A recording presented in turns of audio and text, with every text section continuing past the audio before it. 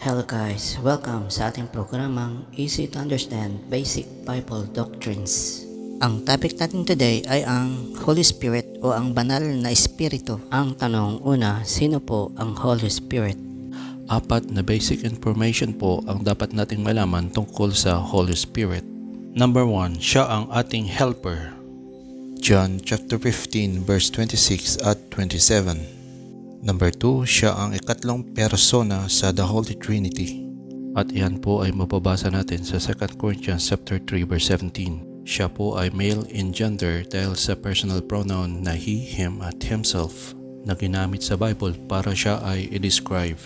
At iyan po ay mababasa natin sa John 16:13, John 14:17 at Romans 8:26. Siya po ay isang spirit at hindi po natin siya nakikita pero nararamdaman po natin siya. At yan po ay mababasa natin sa John chapter 14, 16 at 17. Ang pangalawang tanong, ano po ang ibig sabihin ng seal o tatak na isa sa simbolo ng Holy Spirit? Basahin po natin sa Ephesians chapter 1 verse 13 at 2 Corinthians chapter 1 verse 22 at ganito po ang sinasabi. In Him you also trusted after you heard the word of truth, the gospel of your salvation, in whom also, having believed, you were sealed with the Holy Spirit of promise.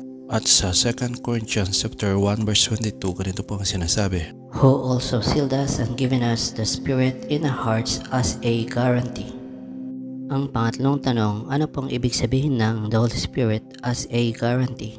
Tatlong bagay po ang dapat nating malaman na ang Holy Spirit ay ang guarantee o garantiya na binigay ng Diyos sa atin. Number 1, ang Holy Spirit ay ang garantiya na tayo mga anak at pagmamay-ari ng Diyos. Number 2, ang Holy Spirit ay ang garantiya na tayo mga tagapagmana ng lahat ng ipinangako ng Diyos sa Biblia.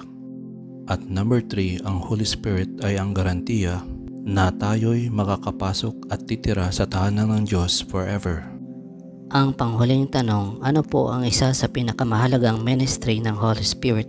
Atin pong alamin sa Romans chapter 8 verse 11. But if the Spirit of Him who raised Jesus from the dead dwells in you, He who raised Christ from the dead will also give life to your mortal bodies through His Spirit who dwells in you. Malinaw po na sinabi sa Romans 8:11 na ang Holy Spirit ang siyang bubuhay sa atin kapag tayo ay namatay, katulad ng pagbuhay niya sa ating Panginoong Jesus. At iyan po ay mangyayari sa the rapture of the church na ang main purpose ay buhayin ang mga namatay kay Kristo.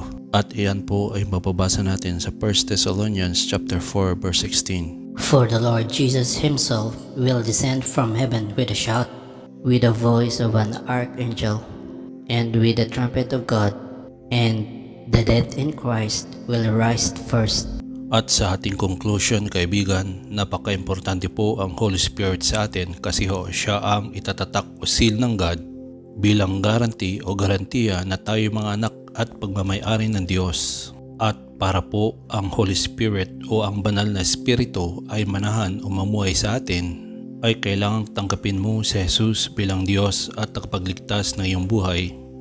At pagkatapos ay hilingin mo sa Kanya na bautismuhan ka sa bautismo sa Espiritu Santo at tiyak ang banal na Espiritu ay mananahan sa iyo, kaibigan. Ilalagay ko po ang video link sa itaas at sa dulo ng video ito kung paano tanggapin si Jesus bilang Diyos at tagapagligtas na iyong buhay, kaibigan.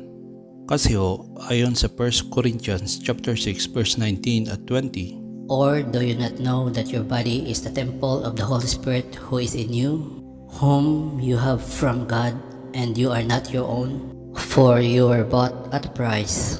Therefore, glorify God in your body and in your spirit, which are God's.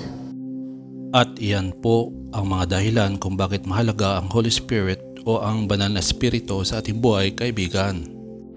Ako po si Brother Chris, at ito po ang ating programang Easy to Understand Basic Bible Doctrines. Please like and subscribe kapag nagustuhan niyo po ang ating topic for today, kaibigan. Maraming salamat po sa panonood at naway pagpalain po kayo ng ating Panginoong Diyos.